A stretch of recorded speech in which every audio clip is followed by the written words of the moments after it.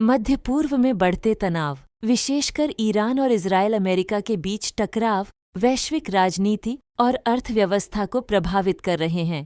ऐसे समय में भारत रणनीतिक संतुलन यानी स्ट्रैटेजिक बैलेंसिंग और मल्टी अलाइनमेंट की नीति अपनाकर अपने हितों की रक्षा कर रहा है। इसके तहत भारत किसी एक गुट के साथ पूरी तरह न जुड़कर सभी प्रमुख देशों के साथ संतुलित संबंध बनाए रखने की कोशिश करता है। ईरान और इजरायल अमेरिका तनाव के संदर्भ में यह संतुलन और भी महत्वपूर्ण हो जाता है, क्योंकि भारत अपनी ऊर्जा जरूरतों का लगभग 80 से 85% तेल आयात करता है, जिसमें बड़ी हिस्सेदारी इसी क्षेत्र से आती है। साथ ही यहाँ 80 लाख से अधिक भारतीय प्रवासी काम करते हैं, जो भारत को भारी मात्रा में विदेशी मुद्रा भेजते हैं। इसलिए इस क्षेत्र में स्थिरता भारत की ऊर्जा सुरक्षा, आर्थिक हितों और प्रवासी भारतीयों की सुरक्षा के लिए जरूरी है। भारत ईरान, इजरायल, सऊदी अरब और संयुक्त अरब अमीरात जैसे देशों के साथ विभिन्न क्षेत्रों में संतुलित और बहुआयामी सहयोग बनाए रखता है, जहां एक ओर इजरायल के साथ रक्षा और उन्नत तकनीक में साझेदारी है,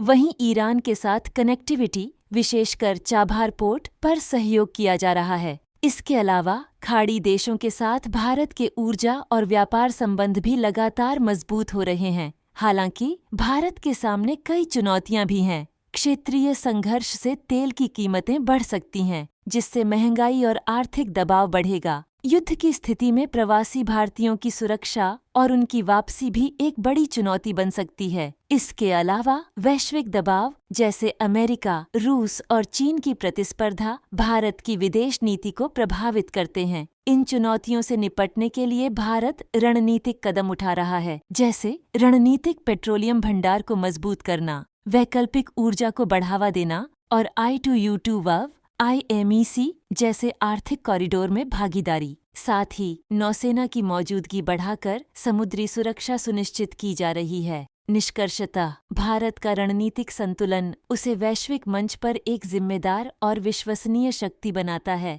यह नीति भारत को न केवल अपने हितों की रक्षा करने में मदद करती है, बल्कि उसे एक उभरती वैश्विक शक्ति के रूप में स्थापित भी करती है। अगर आपको यह जानकारी पसंद आई हो तो कृपया इसे लाइक करें, शेयर करें और चैनल को सब्सक्राइब जरूर करें। और जाते जाते इस प्रश्न का उत्तर कमेंट में बताइए। प्रश्न: I2U2 समूह में भारत के अलावा कौन कौन से देश शामिल हैं? A. America, Israel, UAE, B. रूस, चीन, Japan, C. France, Germany, Italy, D. Australia, Canada, Britain.